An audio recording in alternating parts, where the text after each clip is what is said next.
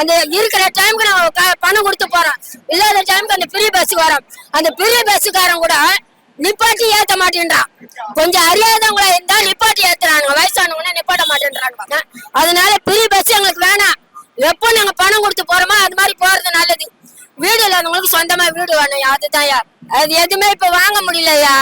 நாங்க இருக்கிறவங்க நாங்க இந்த 100 நாள் வேலையை வச்சுதான் நாங்க இது பண்றோம். ஊனமுற்றோரை வச்சிருக்கோம். அதனால எங்களுக்கு வருமானம் அவ்வளவு கிடையாது.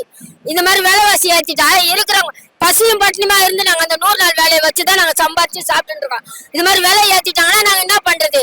ஒரு வேளை சாப்பிட்டு சாப்பிடாம தான் இருக்கிறோம். அந்த மாதிரி இருக்கிற ஆட்சி எங்களுக்கு வேணாம். சொந்தமா நிரந்தரமா நாங்க வயிறார சாப்பிட்டு குடும்ப குழந்தைகளை நல்லபடியா பாக்குற மாதிரி இருக்கிற ஆட்சி தான் எங்களுக்கு வேணும். ஸ்டாலின் நாங்க என்ன சொல்ல போறது? இதெல்லாம் நிப்பாட்டிட்டு எங்களுக்கு எப்போ அந்த ஆட்சியை விட்டு எங்களுக்கு நல்லபடியா எங்களுக்கு ஆட்சி தரணும் அப்படின்னு சொல்லிட்டு வேண்டும். ரொம்ப பெண்களை தரக்குறவா இது பண்றதுனால எங்களுக்கு அப்படிப்பட்ட ஆட்சி வேணாம். மது ஒழிப்பு தான், அதான் ஒழிக்கணும்யா. ஃபர்ஸ்ட் முன்னாடி டாஸ்மாக் கம்மியா இருந்துச்சு, இப்ப அதிகமா இருக்குதுயா டாஸ்மாக்.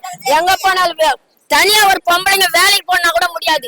பயந்து ஒரு 4 பேர் 3 பேர் கூட போனாதான் அந்த இடத்துல வேலைக்கு போக முடியுது. அப்படி வயசானவங்க போனா கூட பின்னாடியே தேத்தின்னு வரானுங்க. அப்படிப்பட்ட போதை பொருள் விக்கிறாங்க.